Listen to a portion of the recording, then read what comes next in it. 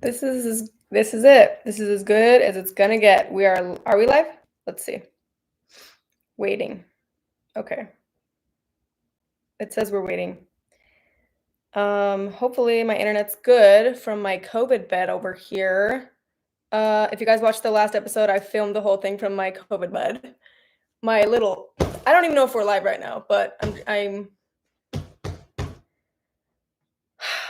my little air up mattress. This has been my solitary confinement.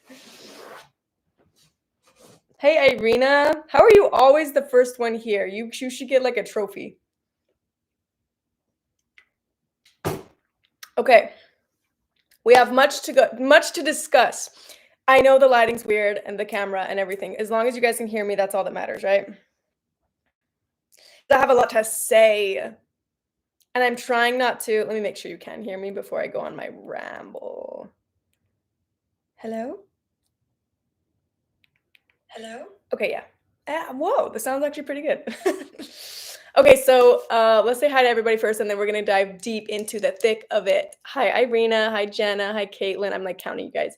4, 5, 6. Kyle Grant is here. Mary's here. Kaya, Melanie, Patty. Hi, Crystal. Jenna says, I tried to send pictures on Patreon, but it doesn't work. Oh, yeah, every time. So I'm having an issue too with Patreon, but I can give you, I'm gonna just send you my email. Do you have Instagram? I can send you my email too, whichever one's easier. I just don't check my email as much. And I have had people be like, I want to send you something through your email. And I'm like, yeah, sure. And then I have so much junk mail and then I never can find it. So whatever's easiest for you. Hi, Libra. Thank you. Hi, Taylor. Okay, good. You guys can hear me. Give the tea, queen. Okay, the problem is, I'm trying not to be gossipy because the whole point of like watching this was to try to be like, okay, so these characteristics transfer because sorry, can you guys even see me? You either see the blow up bed or this is what I've been living. This is how I've been living, you guys.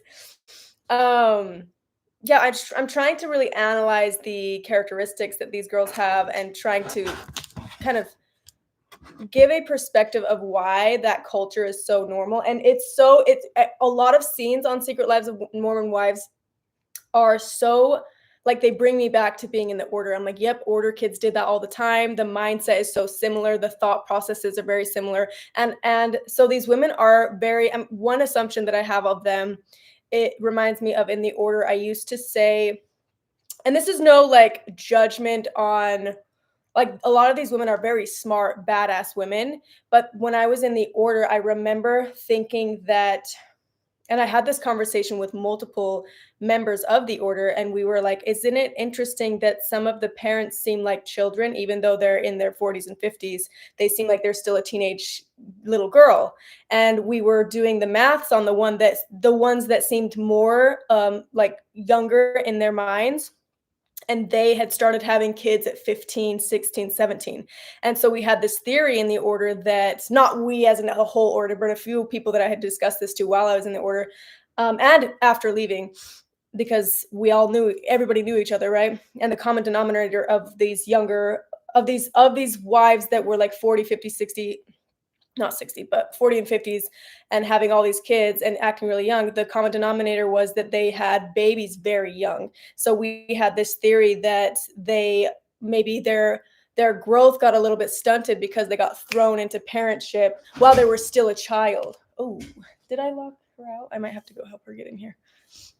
Let's see if she can figure it out. So my whole theory on that is these girls, there's a lot of really smart ones, but there's some things that I'm like, oh, maybe that's because it could either be that they were thrown into being a parent at a young age, so they were not able to be a teenage girl or get to find themselves in that way, or it could be the culture of the LDS Church in general just not allowing them to find themselves. So there's certain things that they're very grown and well versed in, but then there's other things that they're like, it's kind of shocking that they don't understand. Does that make sense?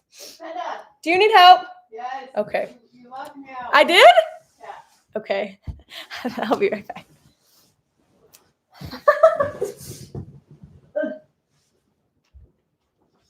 Sorry. I was like, I thought that I even said in my hand the camera, let's see if she can figure it out because I didn't realize I took the trash out. Oh, and I guess I forgot about that thing. Yeah, but yeah, only left the left first. Okay, I'm live right now, but okay. Thank you. Thank you. Yeah. You're the best. Someone said hi. Cami says hi. Do you want to say hi? We're talking about. Hello.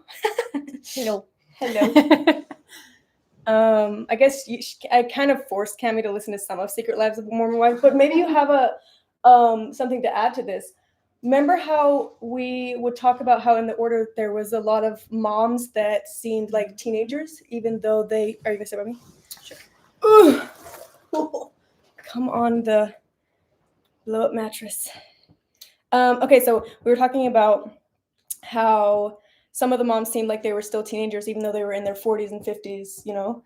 And then the common denominator for the ones that seemed younger was that they had children at a very young age, like 15, 16, got married at 14. Yep. And so we had this theory that maybe being thrown into that can not necessarily that you're incapable of learning things, but it stunts that because your mind is now somewhere else, right? Yeah. Like survival.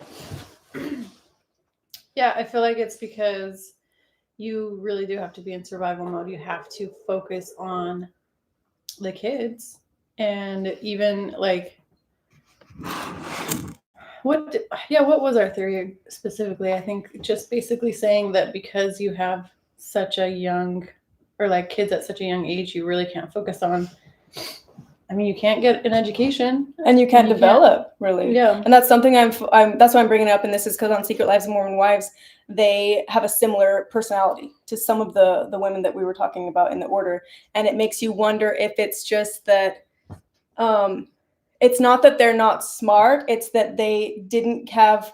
Now they are not allowed basically that space to grow that area of themselves because they're thrown into motherhood, and so they're kind of stuck in that childlike space because they didn't get to grow in a natural, healthy way. It gets kind of put on the back burner because now they're a mother of however many kids the husband's making them be a mother of, right?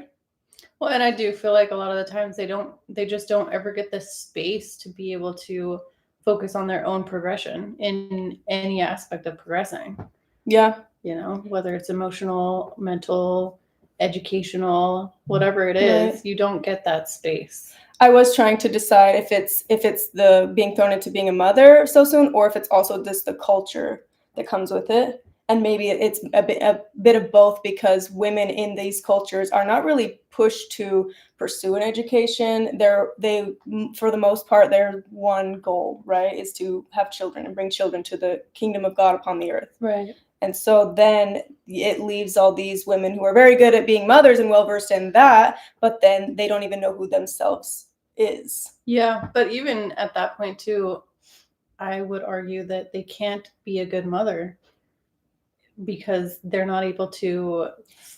That's a good point. How can you teach a child how to be emotionally regulated when you haven't learned that yet? Yep. But you were thrown into parenthood. Yeah, like you can do the best you can, but at some point, if you're constantly in survival mode, you're not going to be able to give all the emotional needs that your child is expecting or needs to be able to emotionally regulate, understand the world, and you know what I mean, just everything. That's true, because then if you are in survival mode, then you have other things that are the priority. Like when I was doing daycare, when I had 3 kids, it was fine, and I could teach them things. I could teach them colors and shapes and all of that stuff, and I could actually bond with the kids. But for whatever reason, Utah's law is you can have up to 8 toddlers in one room. So whenever I had 8 to one person, I felt like it did not matter their emotional states. It did not matter anything but keeping them alive, fed, changed, the basic. Keeping them alive, yeah. And I think that that's kind of also how it is in the order, because there's like have another kid. So then definitely by 8 kids, there's no way that you're going to have the capacity to help each child figure out how to emotionally regulate, figure out how to use their words and communicate, and especially from the order. I mean, I think the LDS Church is better with not teaching abuse, because in the order they literally teach to abuse the child so that they obey. Well, and at least in the LDS Church, I feel like you have both partners, both the father and the mother, trying to raise these kids. But in the order, it's pretty much all put on the mom. Yeah. Well, I mean, it's debatable too, though, because watching this and seeing how the men really put it on the woman as the major responsibility to be the caretaker, even though, and this is just one example, Jen on this show, she's like the sole breadwinner while her husband is going to medical school, but he also expects her to still be like the main parent. A lot of them do. And I think it's that weird role of like, well, there's roles. That's the problem, is there's these specific roles and how we live our life in the LDS community. And then it doesn't make sense for every single family to be cookie cutter the same. But interesting. Well, very interesting. Did you have any more to add? No, I just really wanted to come say hi. Kind of see what everyone's saying. Yeah, everybody loves when did Cammie like the heart I sent you? Oh, she wasn't. I don't think she saw it because she didn't live with me at that time. But Crystal made a heart for me. It was really cute. Oh, you sent me a photo of it. I It's did? cute. Yeah. Oh, okay. But you should get it over here. Get it over here. It's good seeing Cammie here. Everybody loves Hello. Cammie. Yeah, if you guys have any questions for Cammie before she skedaddles and I lock her out of the house again, like, ask now. Just kidding. Let me in. We had a good conversation last time about religious beliefs. Yeah. There are probably too many horror daycares. Oh, for sure. How come the IRS hasn't stopped the cult? So many people ask this, and so many people are like, oh, well, isn't polygamy illegal? And it's like, well, yeah, but I've literally went to rallies at the Capitol and had people like that were working there and like helping make decisions for the state saying we don't have enough jail cells to house all these polygamists, because we have over 40,000 polygamists in Utah alone. So, and that's the thing is too, and me and Jessica, we were talking about this, was it in Malibu? I don't know. We talked about this before, where it's like, it's not necessarily that we want to get all these polygamists in jail, because then it's like, so what, anyone who cheats goes to jail? Like, where's the line on that? It's not necessarily the polygamy that is the issue. It's the main issue. I mean, it's the neglect, it's the child abuse, it's the incest, it's the underage marriages that all seem to come with the polygamous lifestyles. Well, and it's interesting that they mentioned why hasn't the IRS in particular stopped the order, because IRS really just deals with fraud. Yeah, all the fraud. And that's the funny thing is the most times that the order really has gone in trouble is when they're stealing money from the government. Exactly. The government really only steps in when they're feeling like someone's taken out of their pocket. Well, I think it's also easier per se to convict somebody when it comes to there's a paper trail. Yeah. And I mean, there have been times like David going to prison for the whole case with Marianne, and then Daniel going to prison for the same thing. But it's like there's also been so many times where similar stories have happened and the police just send the kids back home. So there's definitely officers that have been known to be friends with the order, the Kingstons, and there's a lot of stories of people getting off on, different things that are illegal because they said their last name was Kingston. So whether they're paying off officers, I hope that answers your question. 8 per 1 person OMG. It's 1 to 3 in Maryland. And see, this is back when I was doing daycare. Hopefully it's changed since, because that is insane. Good to see you, Cammie. My sister is also named Cammie, but with a C. Aw. Nice. Hi, beautiful Amanda and Cammie. Cammie, you need to come to my haunted hospital. Oh, do you remember Asylum 49? Yeah. That's the one? That's what he's talking about. No way. And it's our dad, Kyle Grant. Why is it yours? It's my father. My haunted hospital. No, it's so growing up, we went to Asylum 49 a lot I'm sorry, I'm on top chat. So if I'm missing your guys' comment, that's probably why I didn't realize it. He says, I'm your uncle. Uncle Kyle. We used to go to Asylum probably almost every year, maybe every other year, because it was kind of far. I never actually went. You never went? Mm-mm. I went to all the other ones in Utah, but I never went not to that one. I was kind of afraid to go to that. A little bit scary. A little bit. Do you think you'll do haunted houses this year? I'm gonna go to Fear Factory. You are? Uh-huh. Fear Factory in In 2 Utah is weeks. really good. At the first weekend that they open in October. Yeah. Do they do where they can touch you? Yeah, I'm not gonna do that. Yeah. I sometimes feel like that's too much. I Yeah. did it one time and I Too was like, much. nope. Yeah, we were forced to do it. So I went to a haunted house in Paris, and you didn't have choice. You had to be like, you go in. You had to and sign be the contract? touched or not, or you don't go at all. Yeah, but it was very interesting. I don't think I'd do that again. No, thank you. Do you remember one time when we went and our half brother found where the guy was hiding to scare us, and he hid behind him and scared him? Oh yeah. You're not supposed to do that. They Yeah. get really mad. Mhm. The guy freaked out. He's like, if you do that again, you're gonna get kicked out. You're getting banned for life. It's like, oh, so when you do it, it's okay, but when I do it, they didn't sign up for that. mm-hmm. I'm pretty sure the cop that I dealt with in Ogden had some ties with the polygamists. He seriously told my mom to. I mean, he wouldn't come back. Wow. Dang. Yep. Yeah, there's definitely cops that are, well, in any state, they're going to be crooked, but there are some specific ones that have been, their name has come up multiple times in working with the order. Yeah. And someone did, like, we've talked about this before, how when the IRS went to go raid the Kingston group, when the whole Jacob Kingston thing, Jacob Kingston stole $500 million from the government, right? He did this whole fraud with WRE, Washington Renewable Energy. And when the feds came to go get all the evidence, it was obvious that someone had tipped them off because half the evidence was already destroyed by the time that the feds showed up. So there's people believe that they even have people working for them even higher up than just officers. Yep.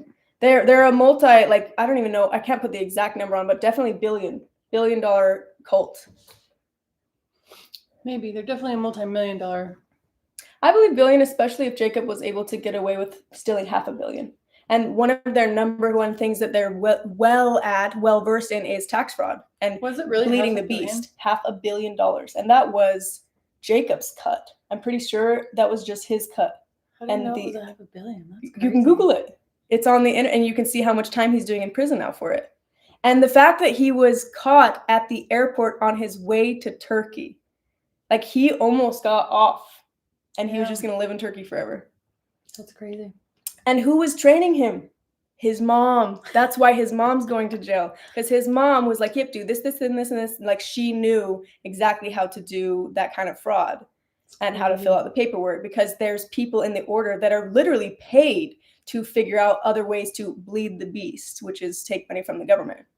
Right. So I for sure believe that they're multi-billionaire company. Because on top of that, they have at least 10,000 members working for them for however much, for free sometimes. For your and one of Daniel's daughters told me this. She would realize that they were taking money from her or they weren't paying her, and then Daniel would say, well, that was your contribution to the Lord's kingdom. And you just have to be like, okay. Right. And what, do you want to steal from God? It's not your money, it's God's. It just makes me wonder what they're doing with all that money then. If they have so much of it, like, you'd think that they would be. Well, they're not going to let the followers know. They're probably investing in multiple, like, properties, businesses. Yeah, they don't think it's any of our business as the blind followers to know what they're using God's money for. Well, honestly, I bet you half of the followers would be upset if they found out what it was actually going for. Yeah, sure. Kind of like how a lot of Mormon believers were upset when they found out how much money the Mormon church had and what some of it was going towards. Right. Because it's their money and they don't even, like, half of it was, I don't quote me on this, but I know that some of it was just investing in investment opportunities. And so a church gets to be tax-free. Like, that's genius. Right. It really is genius. No, but it's not fair that a cult that is white supremacist, basically, it's you can Google this. It's a hate group, categorized as a hate group, but they get tax-free. Who's categorized as a You can Google it. Say Kingston hate group. It was I think it was like a. Google it. Somebody fact check me. it was because, do you remember the whole thing that happened where they were trying to say that they were racist, and then they had the spokesperson for the order, which is Kent Johnson. You can Google this too. He, number 26, he came out and said, "We are not racist. We don't discriminate." Oh, that's right. And then I was like, ha! It's funny how they can make those bold claims, and they forget that people like us were there, and we saw what you guys were doing. Let's see what else they're saying.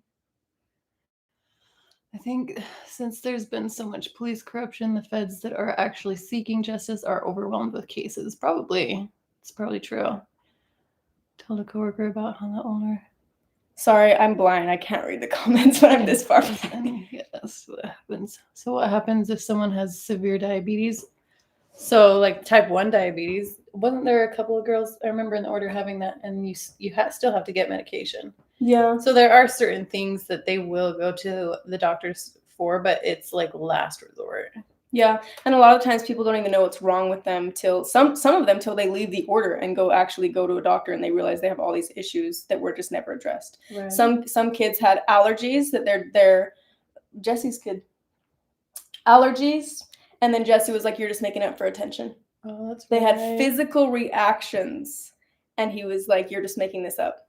Like, how that's magic if someone can have a physical reaction on point. Right. But it was just his way of like not wanting to take care of his kids. Yeah, it's so weird that he would be like that because half of his kids can't have sweets. They're like allergic to sweets, remember? Oh, that was just sugar, and they were happy about that because they don't want you to eat sugar anyways in the group. No, it was like it's a really weird allergy that we just called being allergic to sweets, but it's because they couldn't, like, the closest thing to something sweet they could have were Smarties. Remember? Yeah, but wasn't that mostly Paul's kids? Some of them were Paul's kids, but a lot of them were Jesse's kids as well. They had some weird reactions internally to certain foods, yeah. Yeah, so he knows that. But it was specifically sweets, huh? Yeah. It wasn't like a dairy intolerance. It was like sweets, and I don't know what that. Someone was saying it has something to do with like inbreeding, so many genes closer together, so that so many of the kids had the same issue. Yeah, that makes sense. But yeah, I don't know. Okay, should we get on with the secret lives of Mormon wives? Or do you guys have any more questions for Cami? Any order member tried to introduce his sister and his wife, but there was only one woman standing there. Huh. Because it was his sister and his wife. Is that what you're saying? His scythe or his whister? Crystal says you'd be able to read, man, if you wore your glasses. I know. I actually lost them. I don't think I have your prescription. Let's see. I look like a librarian. This hurts my eyes. I wonder if I have worse eyesight than you. I think you do, because I can read without my glasses. I can't read with or without. I can read. What do you mean? You can read this with your glasses? Yeah, I can read that right now. Oh, okay. Now, if I squint and I go like this, then I can. It's all about control. See? I can. Good job. No, we want to get what's it called? Where you do the surgery? LASIK. Yeah, I want to get LASIK. Let's do it next year. Then I'll be like, you guys will be so amazed. I'll be like reading from all the way over here in your comments. Across the football field.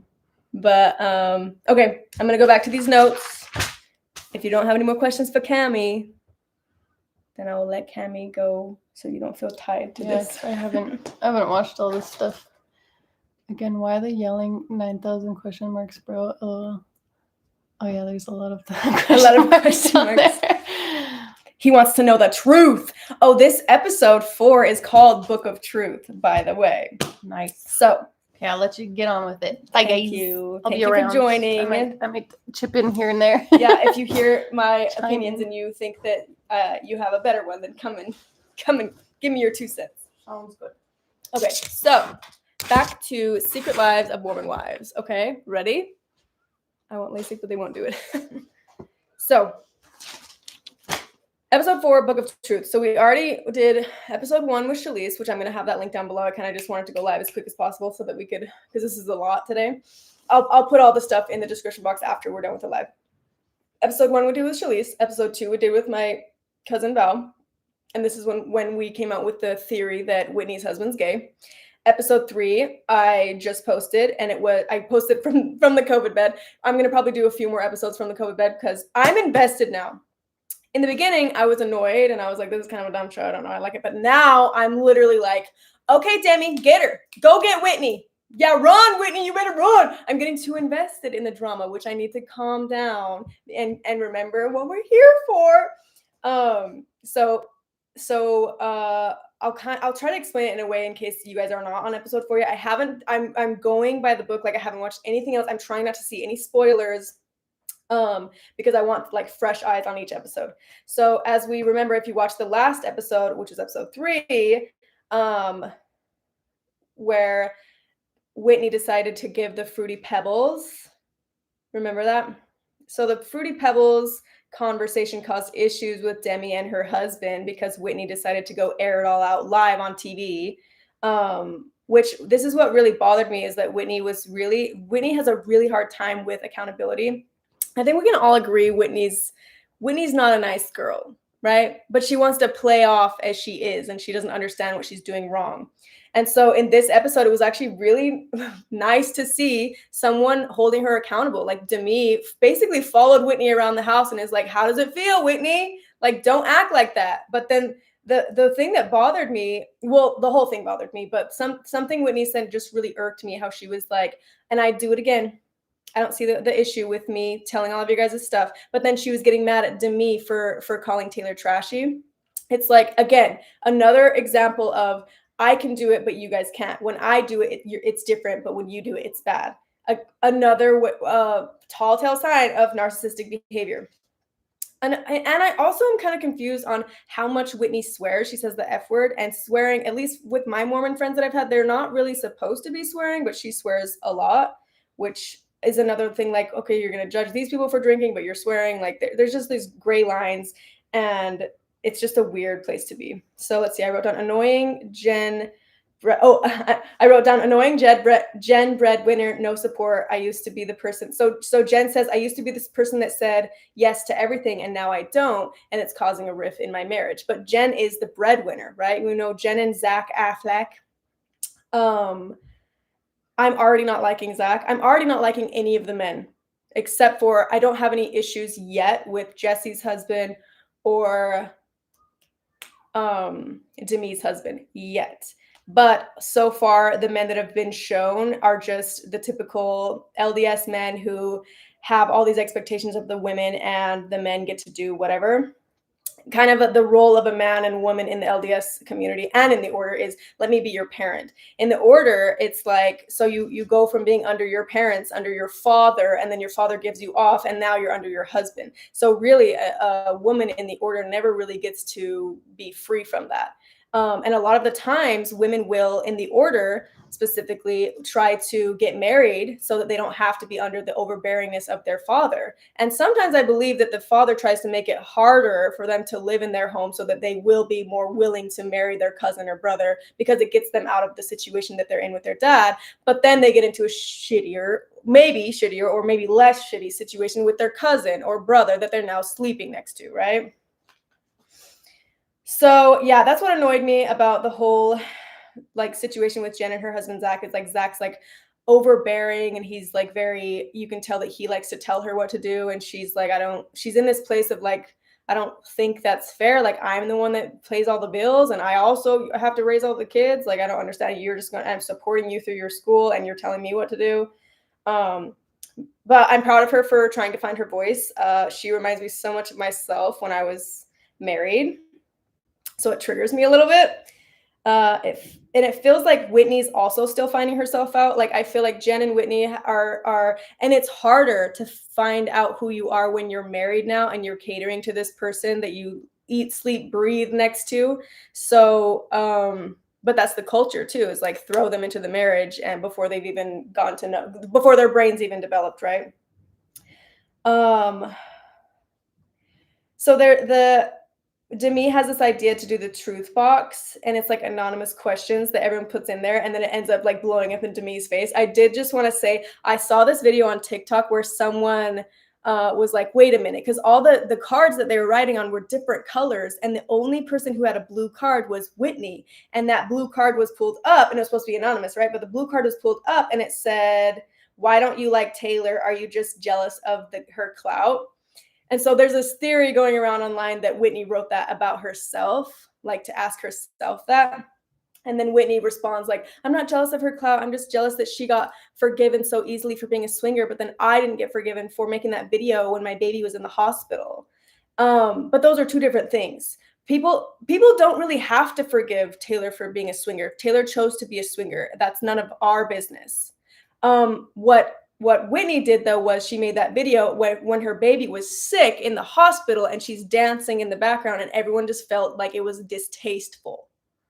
There's a difference. But then Taylor had a really good point where she's like, "I don't understand why Whitney thinks that I get all this forgiveness. I get so much hate on my Instagram." And it's true. You go to Taylor's Instagram, this poor girl, and I feel like they all get a lot of hate, and the majority of the hate comments are from Mormons.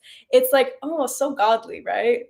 So godly, and such a showing, so telling of the character of a lot of the devout Mormons, right? That are sitting here slandering and being really, really nasty to these girls online.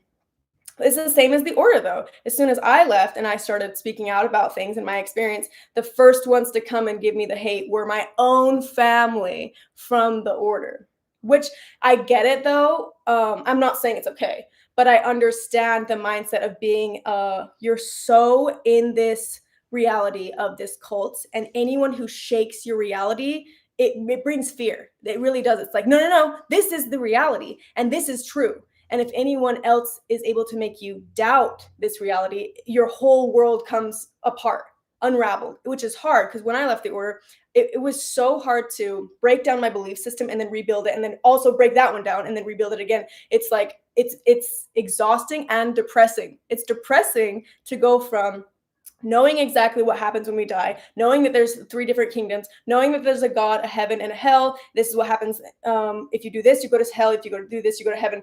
Going from that, knowing everything, to maybe there's nothing, is so scary for someone who was a devout believer their whole life. So of course these people are going to be like, don't you dare threaten my membership in the kingdom of God, because they want to believe that that's true. So I get where these hate comments are coming from, but it's so hypocritical, and it goes against everything that these churches are teaching, right? Thank you for the donation, Patty. You're so sweet. Getting married at 1920 is stupid. I love my husband, and I'm stuck trying to figure Melanie out now at 30 because I was being a mom and a wife.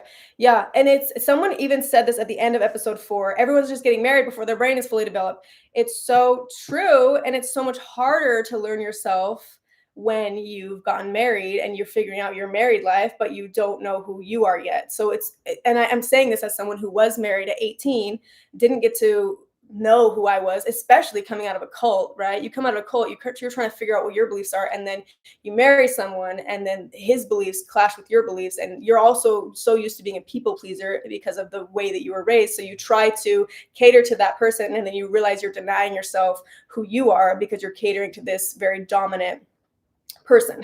So yeah, it took me a long time, and I'm still learning who Amanda is, but I'm definitely more comfortable with my morals and values. I'm more able to stand in my truth, and I'm not as, I mean, if you guys have been watching me for long time viewers, you can watch my older stuff and my stuff now, and I feel like I am more confident in who I am now than I ever have been. That doesn't mean I'm where I want to be, though. But yeah, so that whole idea of getting married when your brain's not fully developed, I do not understand why it's legal. Why is it legal for child marriage? Why is that legal? That sounds so wrong. Anyway, so moving on. So, okay. Forgive Taylor for swinging. Whitney calls it. Okay, so there's a scene where Whitney calls it all a shit show, right? So Whitney caused a lot of this drama in this whole episode, which is why I didn't want to do a whole pre-recorded episode on this one. I wanted to do live because this episode's kind of just all drama. But Whitney caused it all. Whitney was getting information from all of her friends and then gossiping about it to behind each other's backs, and then watching it all blow up. And she loved it. She even says in this scene where they're telling their truths in the truth box, Whitney calls it a shit show, and she says, honestly, I love it. And you can see her eyes widening, like, what's going to happen next? And it's so entertaining to her. This happened a lot in The Order too, and I like to call it bored housewife syndrome. Maybe that's not the right term, because I did it and I wasn't a housewife in The Order. When you have so much crap going on in your life, when you have, like for me, for example, I was working full time, going to school, taking my mom's kids to and from school when I didn't even have a driver's license. I was so stressed all the time. It's nice to distract yourself going, heh, it's stupid. But when you can distract yourself from your miserable life by pointing the finger at someone else, it, for whatever reason, relieves some weird form of stress. And this is such a random example to bring up, but we've all heard of the Salem witch trials. Have you guys ever read the history of the Salem witch trials? It was 1609 or something, back in Salem, in Massachusetts, small town. Most of the people were Puritan. It was a Puritan culture, very religious. But when I would read books on this, because I was very fascinated by this, like, how did we have hangings, literal hangings for witches for over, I think there was 12 to 15 people that were hanged, and one guy was crushed by stones because they believed he was a witch. You can go now to Salem and see like the grave site, and like it's super eerie. And I did go with my sisters. Anyways, my whole point in bringing that up is when you read about the culture and you read about like there's writings of what happened in court, and the judge writes things down, what the judge said, and how people were guilty of being a witch. And there's a common denominator of, so first of all, it was cold, it was freezing at these times, and a lot of poverty and a lot of survival mode stuff happening, and not a lot to be thankful for. So I feel like, and this is just my theory, it was a way for them to distract themselves from their crappy life by hanging someone or accusing someone of something. Or it's such a weird thing that and it only lasted a certain amount of time, right? Because over time they're like, I don't know if there is such a thing as witches. But now all these people are dead. I don't know. It's just my theory that maybe humans, when they're in such turmoil, it's a lot easier for them to, try to distract themselves by putting turmoil on someone else in a way. And it kind of happens more often, I feel like, in these small communities, small religious communities. Does that make sense? Am I just not making any sense right now? There's still so much corruption and terrible things going on in Massachusetts right now. Really? Salem started with a few kids starting shit. And so it's interesting too, though, what was her name?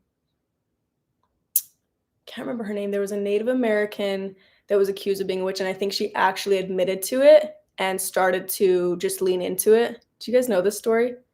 It's hard to really trace it back because it's all on accounts of other people's opinions of what happened. But anyway, moving on. The difference between Whitney and Macy. Wait.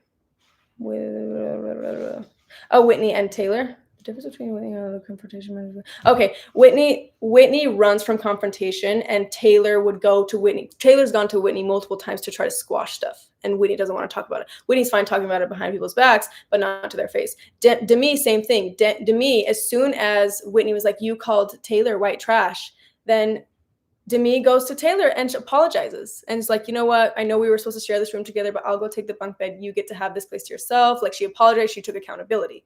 Squashed it. Now they're friends. But Whitney wanted to run from accountability. And the issue is when you're always running from confrontation. Thank you for the donation, Savoy. Never been Mormon or very religious, but I love watching and learning about all these groups. Thanks, Amanda, and love your confidence and makeup. Oh, thank you. You're so sweet. I know I've considered doing a makeup video, but I'm like, I don't like the idea of just doing a makeup because a lot of you guys have said do a tutorial. I like the idea of when we go to when we get into October and we're doing creepy stories from my cult, and I could be doing my Halloween makeup as we talk about, how many wives Daniel has, how he's related to all of his wives, stuff like that. But then the issue is like, how can you really follow along?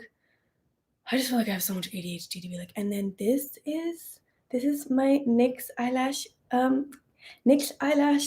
mascara. It just to me feels like I would bore you guys. So if you have any suggestions, let me know. But thank you. I'm blushing. So Whitney. So the difference between Demi confronts and Demi takes accountability and Demi squashes it and she says sorry. But Whitney, instead, she goes into the other room and asks Macy, like, how come you didn't have my back? Like she wants Macy to back her up on the fight, like it's a fight that she needs to win, rather than just holding herself accountable and be like, yeah, you're right, I shouldn't have done that. Instead, she wants Macy to come back her up, and she gets almost mad at Macy for not being like, yeah, Whitney's right. Guilting her friend into fighting her battles for her. That's what she's doing. Whereas Demi talks it out with Taylor and squashes it. And it's like, if Whitney could just do that, she would actually be able to have a better relationship with everyone. But instead, she's sitting there like, I don't even know if I want to be friends with anybody, because holding herself accountable is too big of a burden for her.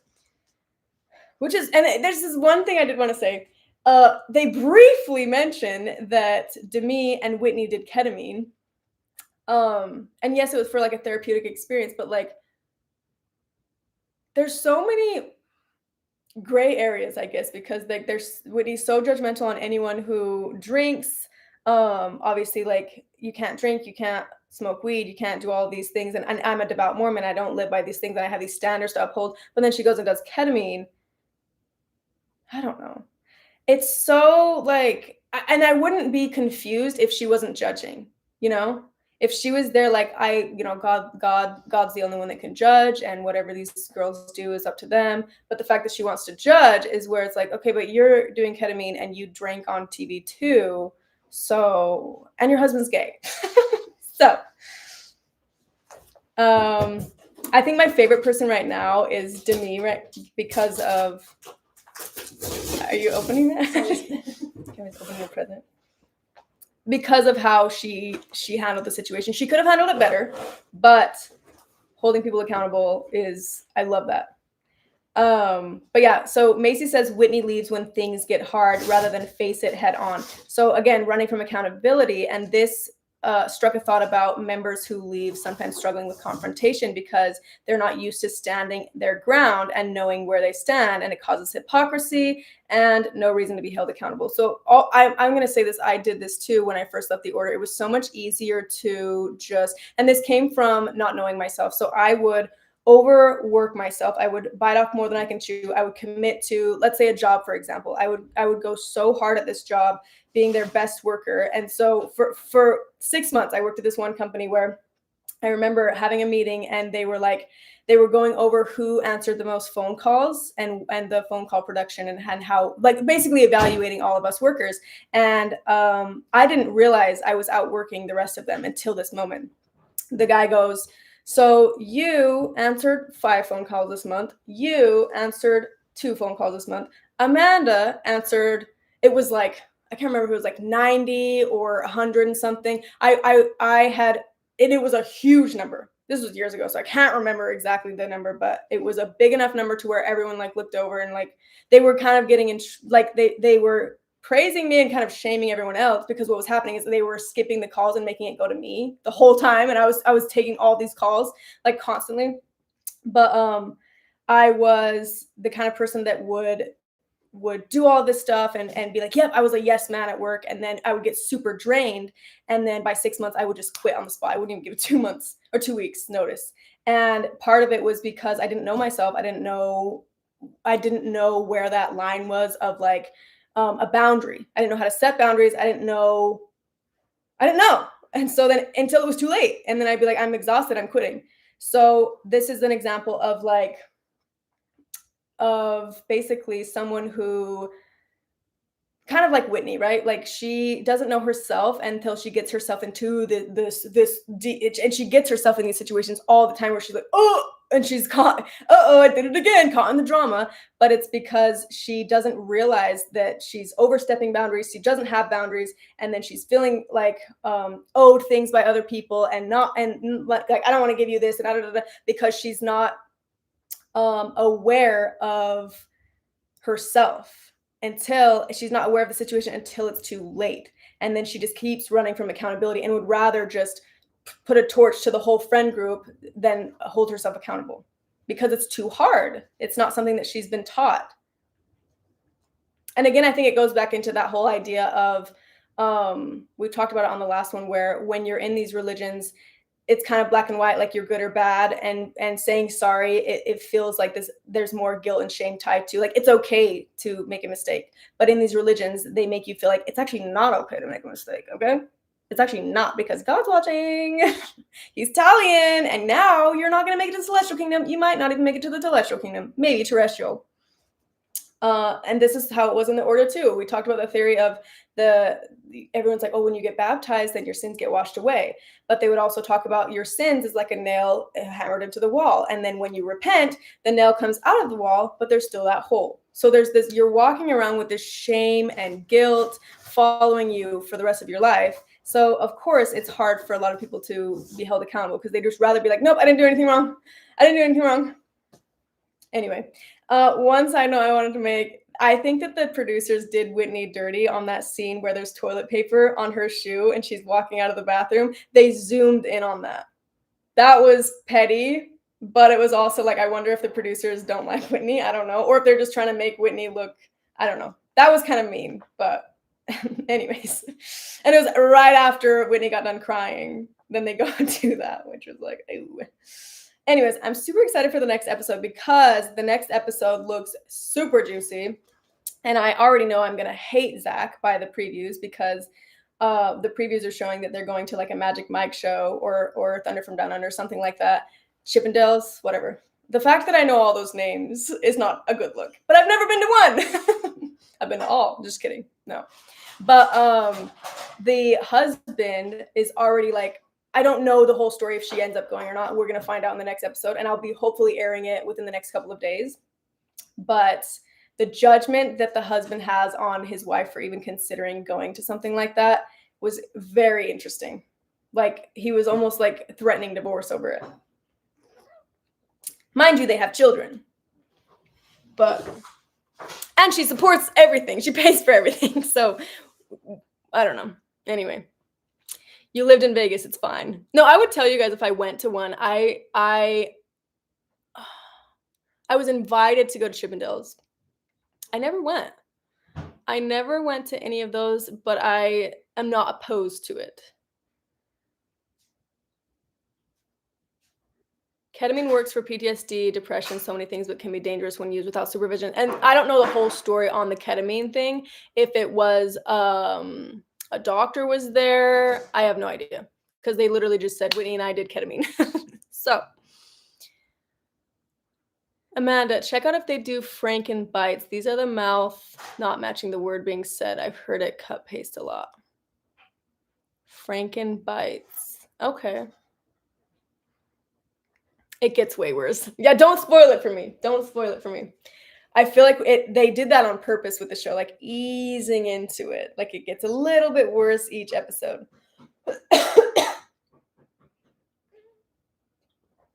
But yeah, it is interesting how much of this stuff is similar to Order Lifestyle. We went to a drag pageant and my friend's husband was pissed, threatening to divorce like 6 months ago over a drag pageant. Those are the funnest. I went to one with Gerald in California just last week, a couple weeks ago. Super fun. These two Mormon missionary young men come over about once a week for a good month now. And I told them I watch you and Mormon Stories and Cults to Consciousness. They said, y'all are fake storytellers. Thank you. I used to I don't do this anymore because I kind of feel bad for these missionaries because they're always teenagers and they were always it's like pressure to go on these missions for a lot of them. And so they go and they're just trying their best, and people like me, they get the unfortunate experience to meet me. And I used to do this, I don't know anymore, but I would be like, how many wives does Joseph Smith have? And they would never know. And then I would tell them, and I'd be like, did you know his youngest wife was 15? And then they'd be like, nah. And then I'd be like, on LDS.org right here, you can read it. Do you want to read that? So maybe I should teach you a lesson instead of you teaching me a lesson. They hated me. So I don't do that anymore because I understand that their life is hard enough. But yeah, it's I think it's the same defense mechanism too, of like, oh, they're liars, because if we're telling any truth, then it's going to make their belief system shake. So they have to believe that we are just, it's easier for them to believe that we're just crazy liars over here, which doesn't make sense, that like all these people would just be like crazy liars, but in their brain, and I remember in the order, it made sense in a way that they'd be like, yeah, all of a sudden this person that you were friends with, they left the order, all of a sudden they're on drugs and they are just wanting to hurt the order. And like they kind of made it sound like this weird, like as soon as you walk through the threshold, you just turn into the completely different person. So when I was younger, it made sense. But then as I got older, when I personally knew the people, like Chanel, for example, was such an eye-opening experience because Chanel married into my family. She married my half brother. And then overnight, they were all acting like Chanel was the problem and my brother was a saint. But I knew my brother and I knew he wasn't a saint. And all the stuff he was saying about Chanel, I knew Chanel too. And I was like, the story's not adding up. And for you to overnight all of a sudden demonize her, it doesn't make sense. So I started digging into the story more, but it was crazy to see how many people were so quick to drag Chanel through the mud because she was leaving or because she was, wanting to divorce an abusive man, including my own, like I had my own family being upset at me for wanting to support her. Like my mom was upset at me for trying to hear Chanel's side out. And it's crazy how much information, like false information, but also just people being ignorant and not being willing to hear both sides and just wanting to, like the Salem, Massachusetts all over again, like hang them, witch trial. Crazy how quick it can happen too. When I was a teenager, I had a crush on a kid on my swim team. It never would have worked out because he's Mormon, and I thought, I'm not sharing him. That's actually what made me not want to be in. One of the first thoughts of not wanting to be in the order was as soon as I started to go through puberty and realized that I was going to have to share this guy that I had a crush on. I was like, I'll go to hell. Thank you, Patty. All right. We're about done with this episode. If anyone else wants to say your last words. Finally caught another live. Hey, Amanda. Hi, Jasmine.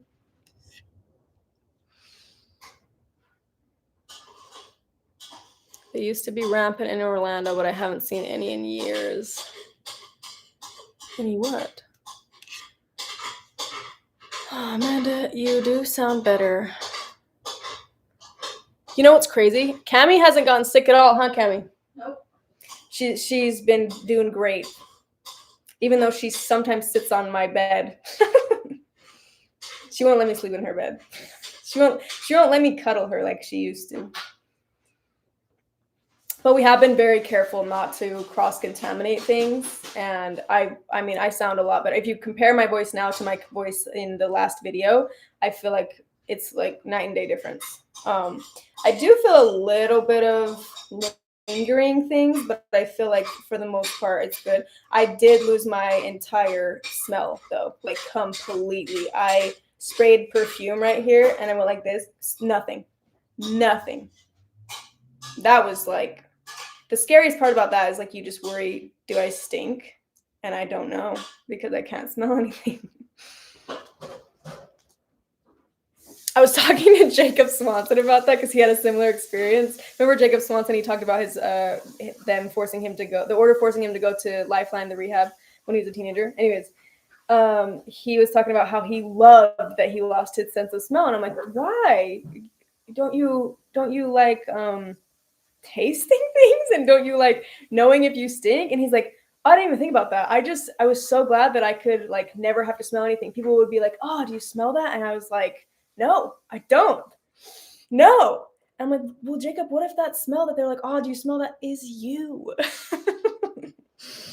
That's my biggest fear with it, is like I can't tell if my breath stinks, if my body odor. And so like I'm constantly like brushing my teeth, flossing, and then like I use this Lumi, you know, that Lumi lotion, and I just put it all over my body, hoping that it will, you know, suffice.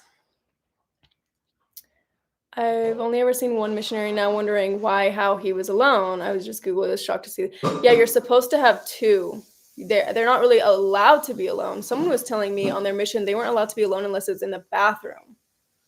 Like you have to, and it's kind of like a buddy system of like tattletelling on each other in a way to make sure that they're not going on dates with girls or going into the ocean or breaking any of the rules. But you love Lumi? Yeah, I love it too.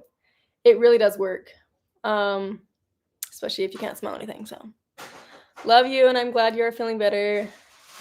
Oh, well, I don't feel like I'm sick anymore. So other than getting my smell back, I was afraid I wouldn't smell smoke if there was a fire or not smell a gas leak. I have a super sense of smell and felt unsafe. Yeah, it's like that is a way of survival too. Plus, like nothing tastes good. So I'm like, I just drink coffee and water. Okay. Thank you guys so much for joining. We will be going live tomorrow on Patreon. I will leave the links to the videos I was talking about in the description box down below. But other than that, we'll hang out later. Would love another cooking video with Val or anyone felt like making one. They make me laugh so hard. Because I guess when you're bored in bed and don't have a lot to do, you go back and do a bunch of random stuff. So I went back and I watched both of the cooking videos. I made Cami watch one with me, but they make me laugh too. And it makes me sad because I'm like, those videos never do well, but they're so fun to make. And I laugh so hard editing them. They're like such a joy to me that I might do one with Rachel. I talked to my sister Rachel about it, and she's like, yeah, I'll do it. So we might do another cook-off with my little sister. So give me ideas on meals. Me and Rachel both suck at cooking. We was also thinking of maybe doing one of me, Rachel, and Cami, but the issue with that is like maybe the kitchen space. If we can get a kitchen space big enough, and then I think we would all need mics for that because we're going to be talking over each other probably. But meals we ate in the order video, that could be a fun one too. All right. Thank you guys so much for watching, and I'll see you guys later. Bye.